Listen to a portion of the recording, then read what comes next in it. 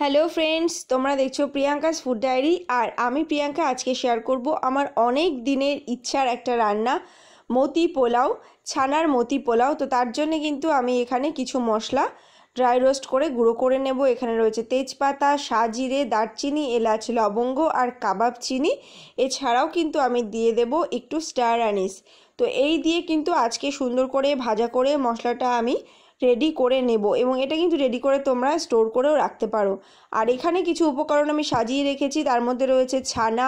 ফোড়নের জন্য এখানে কিছু উপকরণ রয়েছে, যেমন জিরে রয়েছে, শুকনো লঙ্কা রয়েছে, গরম মশলা। ড্রাই ফ্রুটসের মধ্যে নিয়েছি আমি কাজু, কিশমিশ আর আমন্ড। আর রয়েছে দুধ, আর রয়েছে আগে থেকে করে রাখা বাসমতি চালের ভাত, যেটা কিন্তু হাফ ডান করে রান্না করা রয়েছে। তো এই সব উপকরণ দিয়ে আমি আস্তে আস্তে রান্নাটা শেয়ার করছি তোমাদের সাথে। এবার আমি একটু দুধের মধ্যে জাফরান দিয়ে দিলাম, তবে এখানে কিন্তু হালকা গরম দুধ ছিল। তো আশা করছি রেসিপিটা তোমাদের ভীষণ ভীষণ ভালো লাগবে। অনেক দিন ধরে প্ল্যান করেছিলাম এই রেসিপিটা করব বলে, তো ফাইনালি করতে পেরে নিজেরই ভীষণ ভালো লাগছে। এখানে ছানার মধ্যে আমি অ্যাড করে দিলাম নুন, চিনি আর আদা, কাঁচা লঙ্কা বাটা, একটু গরম মশলা বাটা, আর দিয়ে দিচ্ছি কর্নফ্লাওয়ার। দেখতেই পাচ্ছ খুব অল্প পরিমাণে এখানে কিন্তু ছানা নিয়েছি, সেই পরিমাণেই আমি সবটা দিচ্ছি। তোমরাও কিন্তু সেই পরিমাণটা বুঝে দেবে। এবারে কিন্তু খুব সুন্দর করে এটাকে মেখে নিতে হবে। হাত দিয়ে যত এটাকে চেপে চেপে মাখবো তত কিন্তু বড়াগুলো খুব সুন্দর হবে এবং তত খেতে নরম হবে। এটা দিয়ে যখন কোনো গ্রেভি উপকরণ বানাবো তখনও কিন্তু এই বলগুলো খেতে খুব সুন্দর হবে। তো এইভাবে দেখতেই পাচ্ছ কত সুন্দর করে ধীরে ধীরে আমি এটাকে মেখে নিচ্ছি। এবারে এটাকে সুন্দর করে মেখে এর থেকে আমি বল বানিয়ে নেব। ছোট ছোট করে বল বানাবো। আজকে যেহেতু আমি ছানার মতি পোলাও বানাবো, তো সেই জন্যে আমি ছোট করে বল করে নিচ্ছি এবং দুরকম সাইজের বল বানাবো, একটু দেখতে সুন্দর লাগবে। ভাতের মধ্যে যখন বিভিন্ন রকম সাইজের মতির বলগুলো পড়বে তখন দেখতে খুব সুন্দর লাগবে। আর এইগুলো ভাজতে কিন্তু খুব বেশি তেলেরও প্রয়োজন হয় না, তো আমি এখানে খুব অল্প তেলেই ভাজা করে নিচ্ছি। তো এবার এটা কিন্তু দেওয়ার সাথে সাথেই লেগে যাওয়ার একটা টেন্ডেন্সি থাকে, তার জন্য সঙ্গে সঙ্গেই নাড়িয়ে দিতে হবে। তেলের টেম্পারেচারটা কিন্তু মাথায় রাখতে হবে, খুব কম গরম হলে তেল সেটাও কিন্তু বড়াটা ভেঙে যাওয়ার ভয় থাকে, আবার খুব বেশি গরম হলেও কিন্তু বড়াটা ভেঙে যাওয়ার ভয় থাকে। তো এটা করার সময় একটু দেখে নিতে হবে। আর আরেকটা কথা যেটা হচ্ছে, এই বড়াটা করার সময় যদি মনে হয় যে আরেকটু কর্নফ্লাওয়ার বা ময়দা দেওয়ার প্রয়োজন, বড়াগুলো খুলে আসছে, তখন কিন্তু আরেকটু অ্যাড করতে হবে। তো এটা নিজেদেরকে একটু দেখে নিতে হবে। এবারে আমি কড়াইতে কিন্তু ঘি দিয়ে দিয়েছি। ঘিয়ের মধ্যে দিয়ে দিলাম তেজপাতা, শুকনো লঙ্কা। এবারে দিয়ে দিচ্ছি স্টার আনিস আর সাজিরে আর দারচিনি, এলাচ, লবঙ্গ। এই সবটা দিয়ে খুব সুন্দর করে ভাজা করে নেব কয়েক সেকেন্ড।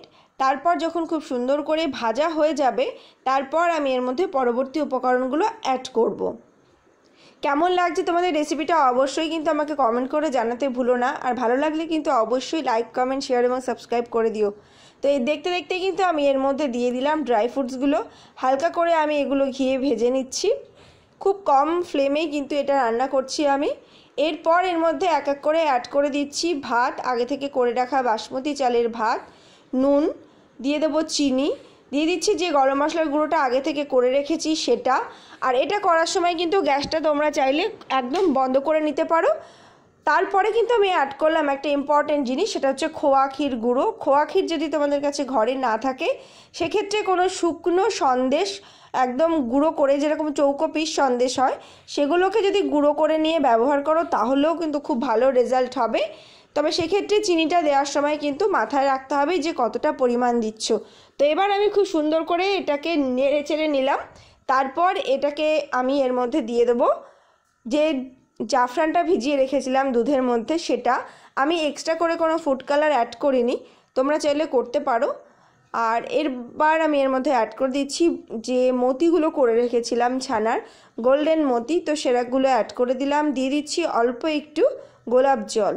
এবারে এটাকে ঢাকা দিয়ে 10 থেকে 15 মিনিট ভাপে রেখে দেবো। তার জন্য কিন্তু আমি তলায় একটা চাটু দিয়ে নিয়েছি যাতে ডাইরেক্ট হিটটা না লাগে। তো 15 মিনিট পর কিন্তু ভাপে দেওয়া কমপ্লিট হয়ে গেছে আমার। দেখতেই পাচ্ছ কত সুন্দর দেখতে লাগছে এটা। আর এটা সুন্দর করে নাড়িয়ে চাড়িয়ে সবটা মিশিয়ে দেব আমি। যে কোনো নিরামিষ অনুষ্ঠানে বা বাড়িতে কোনো ছোট গেট টুগেদার হলে কিন্তু তোমরা এই রেসিপিটা অবশ্যই ট্রাই করে দেখতে পারো, ভীষণ ভীষণ সুন্দর। মানে এক একটা চামচ যখন তোমরা মুখে নেবে সব কিছু এমন সুন্দর লাগবে, কারণ এর মধ্যে বিভিন্ন রকম ড্রাই ফ্রুটস ব্যবহার করেছি, খোয়া ক্ষীর ব্যবহার করেছি, আর রয়েছে এই মতির বলগুলো। তো সবটা মিলিয়ে খুব সুন্দর। কিন্তু এই রেসিপিটা তোমরা অবশ্যই বাড়িতে ট্রাই করো আর আমাকে অবশ্যই জানিও। আশা করছি তোমাদের রেসিপিটা ভীষণ ভালো লাগবে, আর আমাকে কমেন্ট করতে কিন্তু ভুলো না। তো আজকের মতন এই পর্যন্তই, দেখা হবে আবার অন্য কোনো দিন নতুন রেসিপি নিয়ে।